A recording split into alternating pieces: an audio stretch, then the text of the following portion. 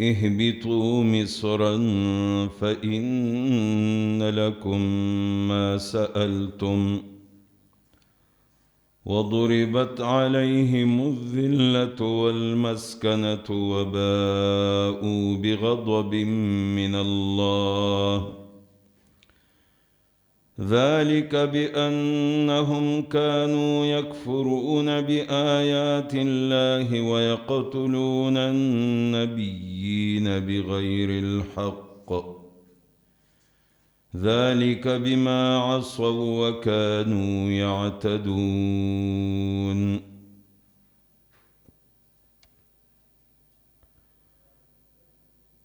سورة البقرة شروع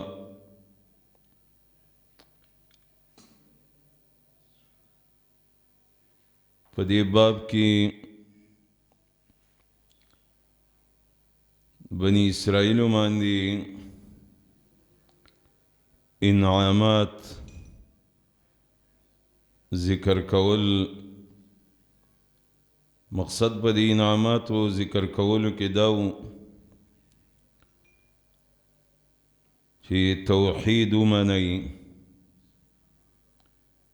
ایمان راوڑئی او د آخري نبی تابعداري وکړي. نو الله تعالی تاسو باندې انعامات وکړل. په هغه انعاماتو کې لوی انعام او فرعون لوی ظالم و چې د دوی ماشومان ذبح کول، زنانو بېحایي کوله، هغه ژوندۍ پرېښودلې د بېحایي دپاره.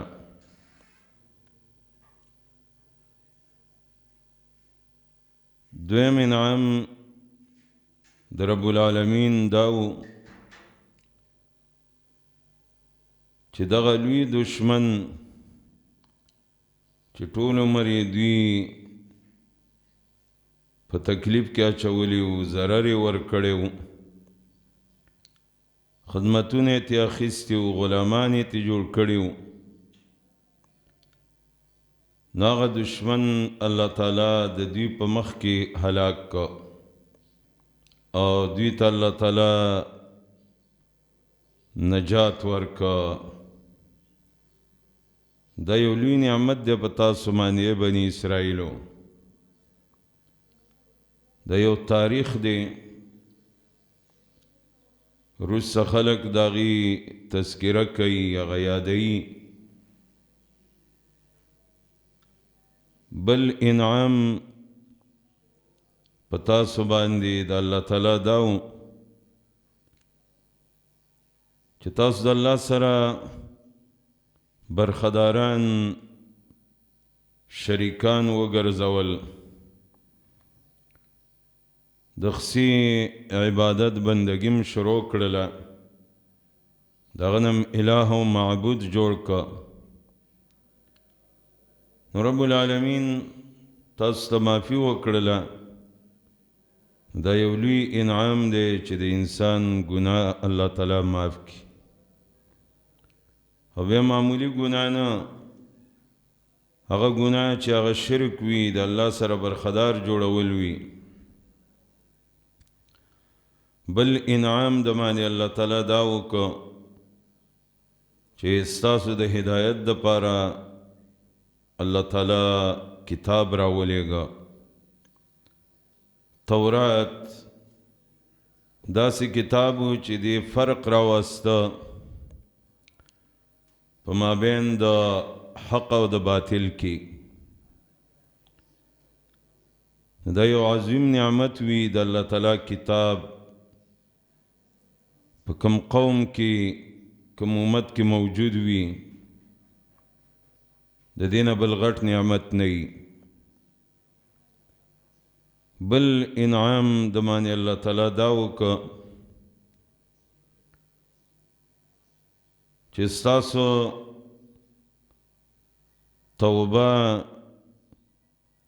د هغې د قبلېدو دپاره دا شرط و چې ځانونه مړه کوئ.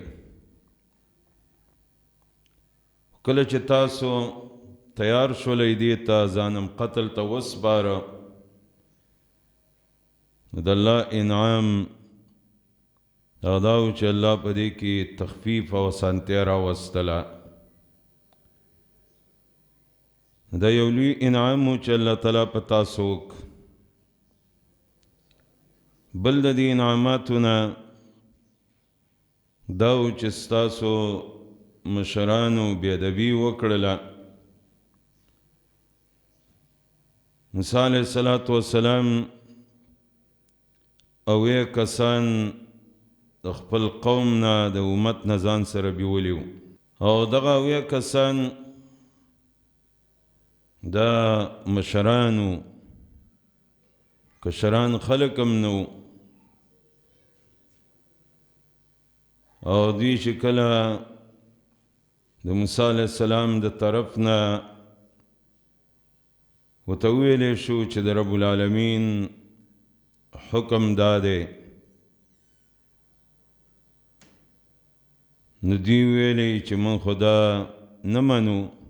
تا نر الله جهره تر څو پورې چې موږ الله ښکاره نه لیدلی ستا په خبره زموږ یقین باور اعتماد نشته الله تعالی په دوی باندې مرګ راواسته دا د دې لپاره یو سزا وه بیا الله تعالی د مرګ نه وروسته ژوند ورکړه نو دا انعام د الله تعالی مرګ نه وروسته را ژوندي کول بل انعام په دې انعاماتو کې کله چې دوی میدان تیه کې وو نلته نه د خوراک بندوبست شته دی نه د څښاک بندوبست شته او نه څه خیمې شته دی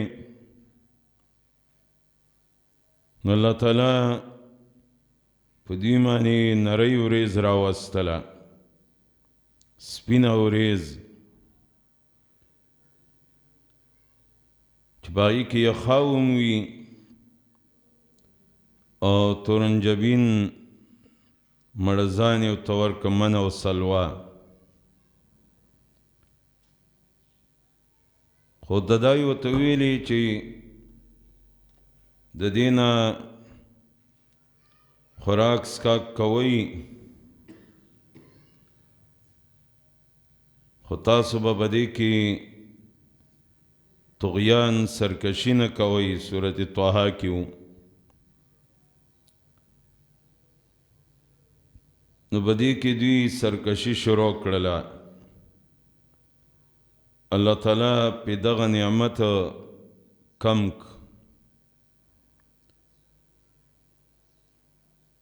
نو د دې سرکشي نقصان هم دي ته و الله تعالی فرمایي چې د موږ نه څه کم کړي نه دي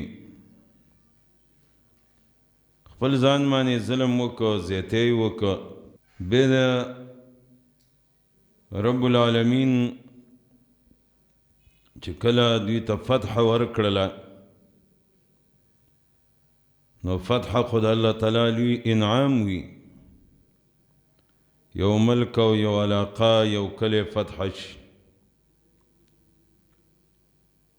نو دغه انعام د باندې الله تعالی وکړه نو اوس تاسو چې دې کلي ته داخلیږئ نو آداب به دای چې سجده به وکئ او په نیت د انقیاد تابعدارۍ به داخل شئ په عاجزۍ سره او دا به د الله نه غواړي چې الله زموږ ګناه ورجي نو د دې فایده به دای چې الله به ستاسو ګناهونه معاف کړي او الله تعالی به نیک عمله خلق زیات کړي ثواب د نیک عملو به هم زیات کړي خو بیا هر کله چې انسان د الله تعالی د انعاماتو ناشکري وکړي نو داسې خلکو ته الله سزا ورکوي ناشکری په ډیرو طریقو باندې. یو طریقه د ناشکری دام ده چې رب العالمین د طرفنا کومه طریقه ښودلی شوې ده چې په دې باندې عمل وکړي او انسان راولګېږي هغه طریقه بدله کړي، د هغې کیفیت بدل کړي.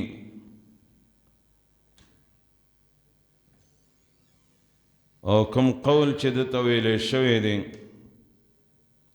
هغه قول بدل کړي، هغه خبرې بدلې کړي، د هغې په ځای باندې نورې خبرې کوي، عمل بدل کړي، د هغې په ځای باندې نور عملونه کوي. دا ناشکري ده د رب العالمین د دین. الله تعالی په دې باندې طاعون بیماری، شرمونکې بیماری چې د اسمان نه مقرر وه هغه پې نازل کړله په سبب د فسق د دوی. بل انعام الله تعالی ذکر که ځکه سمندر نه خو دوی جدا تللی دي او بل د هغې اوبه هم اکثر عام سمندري وي چې د هغې اوبه د استعمال نه وي د څکلو، خو دې میدان کې دي دریا نه پورې وتل نو بېرته د دریاب په غاړه خو پراته نه وو، جدا تللی دي، نو اوبو انتظام نشته، دا میدان دی، دشته ده. اکثر مهاجرین خو څوک په کلو کې نه دیره کوي، همدا شړ ځایونه ورکوي، دشتې ورکوي چې په هغې کې اوبو انتظام نه وي. خو الله تعالی په مهاجرینو باندې انعامات ډېر وي، نو هغه شړ ځایونه هغه ډېر آباد شي. نو دلته دوی اوبه نه وي نو اوبې طلب کړلې موسی علیه السلام. نو موسی علیه السلام د الله نه وغوښتلې، الله تعالی ورته وویلې دا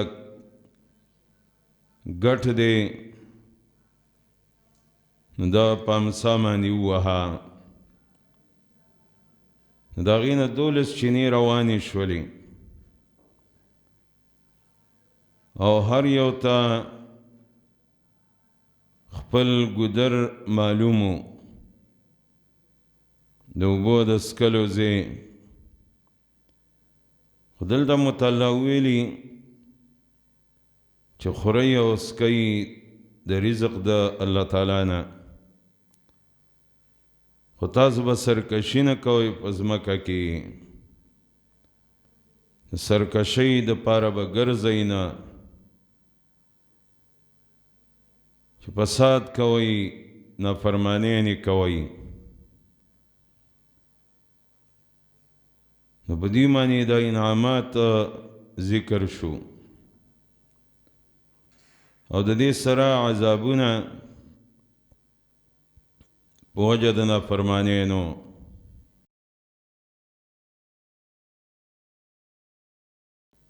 اوس په دې آیات کې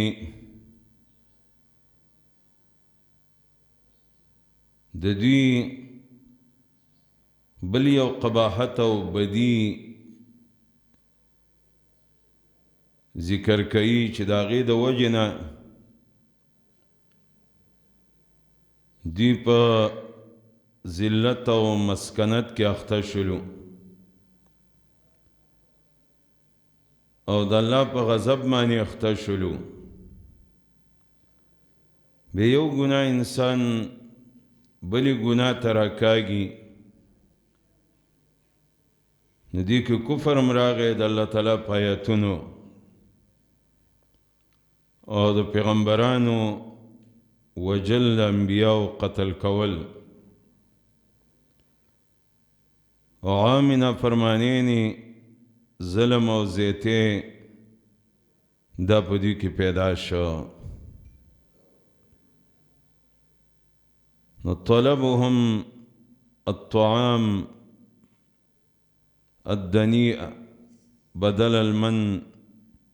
والسلوى د دیو مطالبه کول دغه طعام چې هغه معمولی دی په ځای د من او د سلوا کې ولی دغه نعمتو من او سلوا مزیدار نعمتو فیده ورکوونکی نعمتو ختیریدونکی و خازمیدونکی و خو دوی د دې نعمت ناشکري وکړله ناشکری دا و چې موسی علیہ السلام نه دوی وغوښتل چې موږ په دې طعام باندې صبر نه کوو زموږ دپاره سبزیانې پکار دي ترکاری سلاد دغه شیونه زموږ دپاره پکار دي چې دې سره زموږ د عزمې برابري نو دا دوی ادنا وغوښته معمولی شی په مقابله د غوره کې او دا د الله تعالی ناشکري ډیر انسانان دغه ناشکري نه کوي الله په انعامات کړي مال دولت ورکړي روزانه ته غوښې میلاویږي سرکړی مړزانو ته میلاویږي او نور نعمتونه خو کله دې د ناشکرۍ په طور باندې وایي چېره روزانه غوښې دي او کله کله پکې دا سبزیان هم خوړل پکار دي ټیک د سبزیانې د صحت دپاره مفیدې وي فایده ورکوونکي او کوم لوی انعام چې د باندې الله کړی دی د هغې ناشکري مه کوه دا یې شکر ادا کوه که نه د ناشکرۍ نتیجه ډېره خرابه وي وَإِذْ قُلْتُمْ کله چې ویلي تاسو یا موسی اے موسی لن نصبر هیڅ کله موږ صبر نه کوو علی طعام واحد په یو نوع طعام باندې په یو قسم طعام فدعو دعا وغواړه لنا زموږ دپاره ربک د خپل ربنا یخرج چې راوباسي لنا زموږ دپاره مما د هغه څه نه تنبتو چې رازرغونه کوي الارض ځمکه من بقلها د سبزیانو د دې ځمکې نه وقثائها او د بادرنګو ترو د دې نه وفومها او د اوږې د دې نه وعدسها او د دالو د دې نه وبصلها او د پیازو د دې نه وإذ قلتم کله چې تاسو ویلي دا خبرې خو مشرانو کړي دي خو د کشرانو ته په دې کې یو قسم د دې خبر ورکول دي چې ګوره تاسو مشران باندې الله دومره انعامات کړي هغوی داسې د ناشکرۍ خبرې کولی او مطالبې کولی د الله د نعمت شکر یې نه ادا کاو نو تاسو ویلي بني اسرائیلو یا موسی اے موسی داسې نه وایي چې د الله رسوله یا د الله نبی بس یا موسی مخکې ویلي لن نؤمن لک هلته تبدیلي د شریعت دوی کړې وه او دلته د نعمت بدلول غوښتل ځکه یې دلته قلتم ویو اے موسی لن نصبر هیڅکله موږ صبر نه کوو صبر په یو خبره باندې راټینګېدل ځکه حبس معنی کې د بندولو هیڅکله موږ صبر نه کوو معنی نشو راټینګېدی همیشوالی نشو کولی موږ هیڅکله موږ همیشوالی نشو کولی هیڅکله موږ صبر نشو کولی علی طعام واحد په یو قسم طعام باندې طعام خوراک ته ویلی کېږي واحد یو واحد یو ته ویلی کېږي نو مقصد دلته دا دی چې دوی من او سلوا خوړل لأنه لا يتبدل ولا يتغير كل يوم هر ورځ به من دغه خوراک کاو نب کې تغییر راته نب کې بدلون راته هر ورځ ځکه دې ته یو نوع طعام ویلی کېږي یو قسم اگر چې دا دوی او دا عام عرف کې هم داسې وي بعضې هوټلونه یې هغې ته چې لاړ شي څو خوراک الله راوړم هغه ته یو راوړه دوه راوړه نو دغه خوراکونه په هغې کې ډېرې نوعې وي هغې ته یو خوراک وایي نو دلته هم دې ته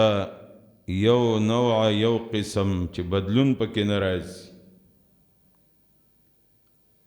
په اعتبار د نوع سره دی وایي چې همیشه من دغه لګۍ غوښې دي او ترنجبین دی او د دې خوراک دی څه بل سم خوړل پکار دي نو فدعو لنا دعا وغواړه زموږ دپاره ربک د خپل رب نه وغواړه زموږ دپاره د خپل رب نه دوی ته دا علم و چې د موسی علیه السلام دعاګانې الله قبلوي ځکه ورته وایي چې زموږ دپاره دعا وغواړه د خپل رب نه خو د دې نه به عادت هم نه جوړې شیخ الاسلام ابن تیمیه ویلی دي رحمه الله چې د بل چا نه طلب د دعا کول خو جایز دي خو عام عادت به ترې نه جوړې چې هر وخت کې دعا کوه او دعا کوه دا په خاص موقعو باندې بل چا ته ویلی کېږي دغه مطالبه جایز وي خو په دې کې به همیشوالی نه کې احیانا په بعضې مواقعو کې دلته خو د دوی مقصد دی نو ځکه موسی علیه السلام ته وایي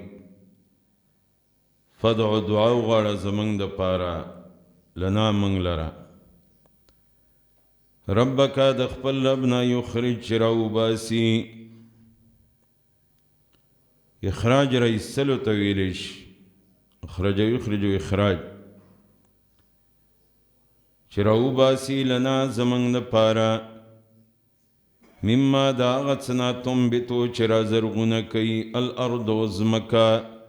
تنبتو انبت ينبت انبات را زرغونه کول او را ټوکول ته ویل شي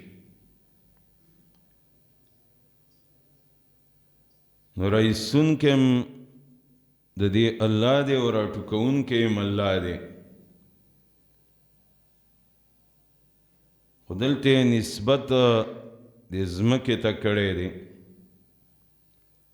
نو کله کله نسبت سبب ظاهری ته کیږي ظاهری چې یو سبب وي لکه خلق د سوای کنه چنبت الربیع پسرلی را وټو کول شینکول را گیاگانی بوټي پسرلی خو را ټوکول نشي کولی خو الله را ټوکوي د بوټي الله را زرغونه کوي الله یې راشنه کوي خو ظاهري نسبت کیږي مما دا غڅنا تنبتو چې را زرغونه کوي الارض ځمکه اصل کې را زرغونونکی د دې الله دی من بقلها د سبزیانو د دینا بقول سبزیانو ته ویل کیږي ترکاریانې چې ورته خلک وایي پټو کې چې کم بوټي کیږي یا ټولو ته بقول ویل کیږي که هغه کدوان دي او که نورې سبزیانې دي ساگ وغیره دی ټولو باندې د دې اطلاق کیږي خو دلته هغه خاص ذکر کوي یو څو قسمونه د هغې نه ذکر کوي من بقلها د سبزیانو د دې ځمکې نه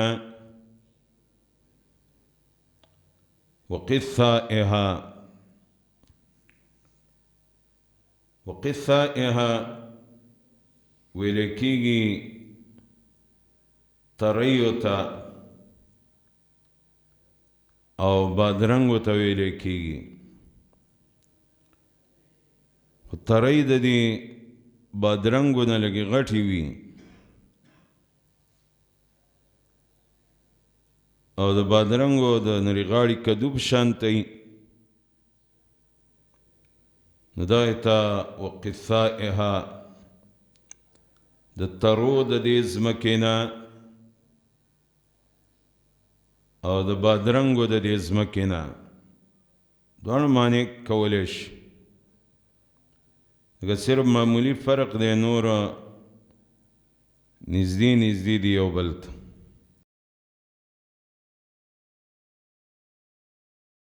وفومها او د اوږې د دې نه فوم ویل کېږي اوږې ته په قرات د عبدالله ابن مسعود کی راغلی رضی الله عنه وثومها په ثا سره نو بیا دې ته اوږه ویلې کېږي او بله معنی د دې ده د غنمو ته م ویلې کېږي وفومها د اوږې د دې نه ګندنه اوږه ده نږدې او بعض ویلی دي فوم الحنطة وهو البر الذي يعمل منه الخبز دا غنمو ته ویل کېږي چې د هغې نه ډوډۍ پخېږي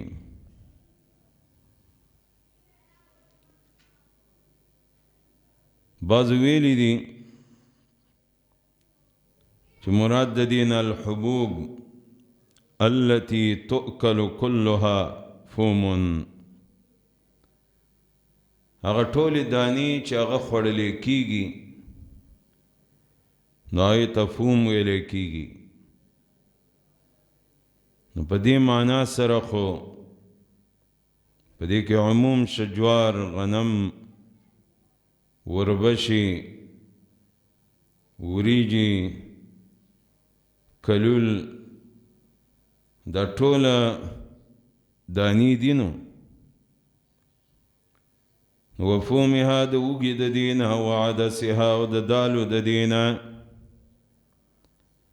عدس د مسورو دالو ته ویلی شي،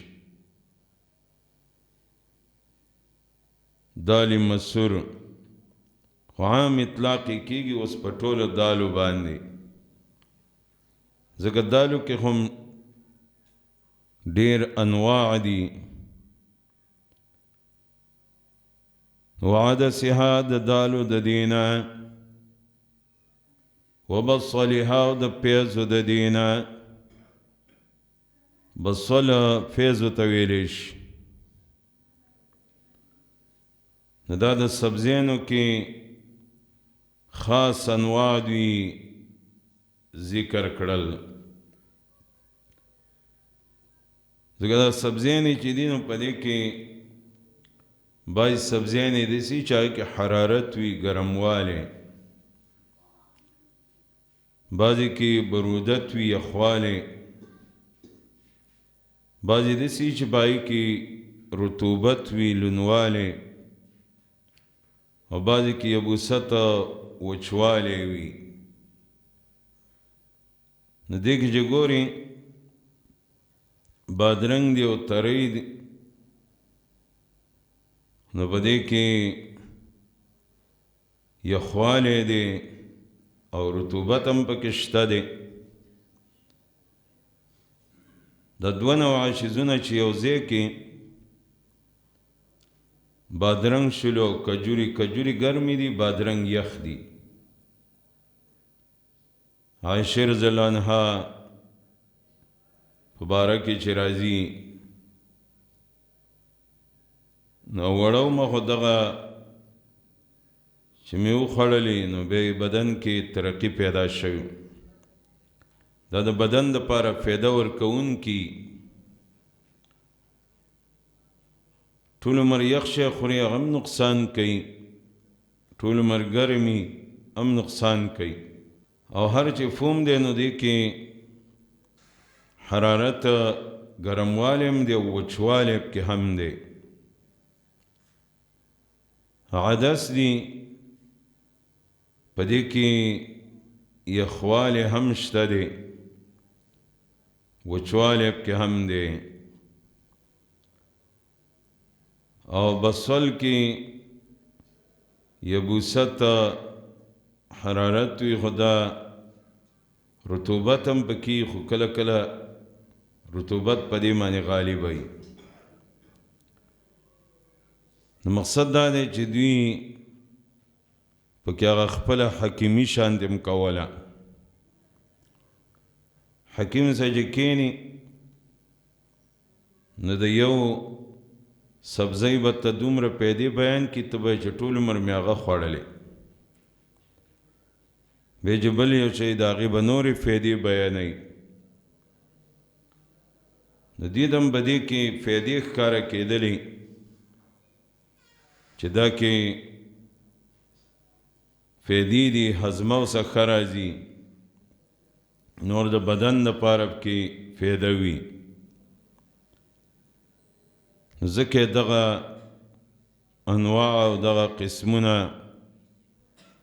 وغوښتل او د دې مطالبه وکړله.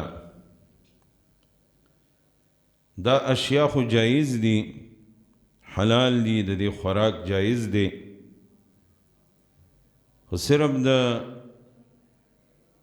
فیضو د خوراک نه یا اوږه ده، ګندنه ده، چې کله جومات ته راتلي په هغه وخت کې به نه استعمالوي، خوراک به په هغه وخت کې نه کې.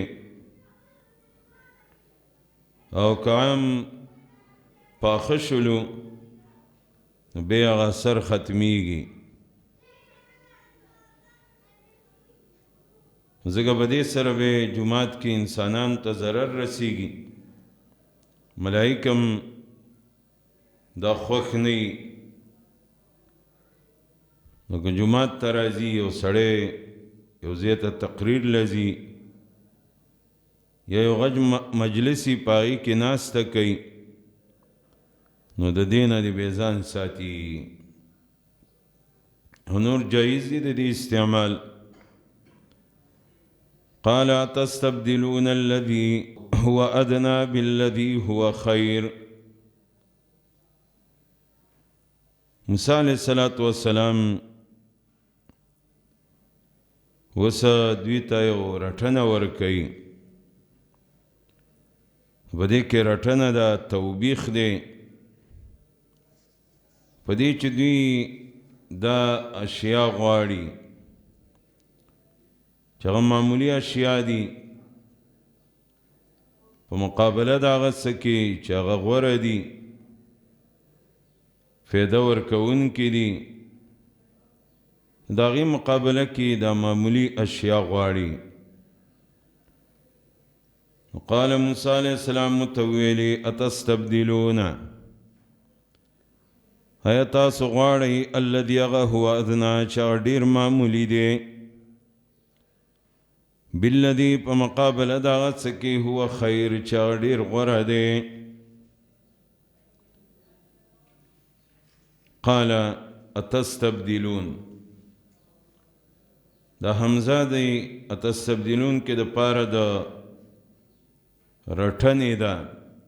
زورنې، چې الله دوی ته زورنه ورکوي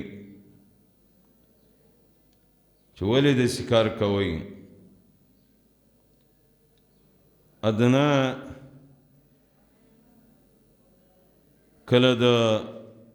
نون نه اخیستلی شوي بیا خو معنی د نږدېوالي او دناعت ویل کېږي سپکوالی ته، معمولی والی ته. نو تستبدلون استبدال اصل کې په بدل د یو څه کې بل شی غوښتل. دوی د دغه من او سلوا په مقابله کې دغه اشیا غواړي. وی موږ له دا پکار دي، ځکه وایي تستبدلون نو معنی پښتو کې د غوښتلو کېږي، کنی په بدل کې یو شی غوښتل. تستبدلون آیا تاسو غواړئ الذي هغه څه هو ادنا چې هغه ډېر معمولي دی، کم دی، سپک دی، معمولی دی، بالذي په مقابله د هغه څه کې هو خیر چې هغه ډېر غوره دی. نو غوښه دا ډېره غوره ده په نسبت د دغه اشیاو. عام خلک هم دا وایي که غوښه وسوځي د پیتو نه ښه ده، دا د مثال په طور وایي. بیا به دې کې غوروالی خدا دی د بره نه راغلي، نزول یې کېږي، الله رب العالمین نازل کړي دي. دا خو غوره طعام دی. بل دا دی چې مشقت پکې نشته دی، تکلیف پکې نشته، دومره تکلیف نشته دی لکه دې اشیاو کې. نو بې تکلیفه انسان ته ملاویږي، او دا خو ډېر مشقت غواړي، تکلیف غواړي. ځکه هغه من او سلوا ډېر غوره دي په نسبت د دې اشیاو. خیریت پکې دی، برکات پکې دي، او ډېرې فایدې پکې دي، خازمیدون کی، خطیریدون کی. نو هر کله چې دوی د دې اشیاو مطالبه وکړله نو دا خو په دې ډاک کې نه میلاویږي. ولې ته سوچ کوه دا سبزیانې چې کري د دې دپاره پټی پکار وي. پټی بې قلبه غواړي، یوه غواړي، نو بې زمیندار پکاري. بې چې دا سبزیانې وکري څه داسې سبزیانې چې هغه لږ وخت کې رارسي، میاشت دوه نه غواړي، او څه داسې چې ډېر وخت به هغې ته انتظار کې. غنم دې وکرل نو دې ته به ډېر وخت انتظار کې. او دا زمینداره ډېر سخت شی دی. زمیندار سړي زندگی ډېره سخته وي. ورځ او شپه دی ټوله لالهنده وي، منډې وي. کله د شپې وځي اوبه اړوي، اوبه خر کوي، او کله ګرمي کله یخني. نو دا مشقت دی، تکلیف دی په دې کې. خو انسان چې کله په راحت کې شي الله پې لږ پراخي راولي، نو بیا دا وایي مړه مخکې زندګي ډېره ښه وه، زمینداریانې به م کولې او ګیډي به م راوړل، دا کارونه به م کول، اوس څه نشته. خو اوس څه نشته، خو د الله عبادت بندګي کوه که. فاذا فرغت فانصب، کله چې ته فارغه شې ځان ستړی که د الله په عبادت کې، د الله په بندګۍ کې. مقصد مې دا دی چې زمینداره کې ډېر مشقت وي، نو هغه به ښار ته د هغې دپاره تګ پکار وي، دشتو کې نه وي. ښار معنی دا چې کلی دی په هغې کې اسباب میلاویږي د دې زمیندارۍ. خوا او شا به د کلي او د ښار نه بار پټي وي، هلته زمینداریانې کوي او بیا دا اشیا دې ښارونو ته راځي دپاره د خرڅ. نو اهبطو کوشئ، احباط ویل کېږي د بره نه ښکته راتګ ته. اهبطو کوشئ مصرن ښار ته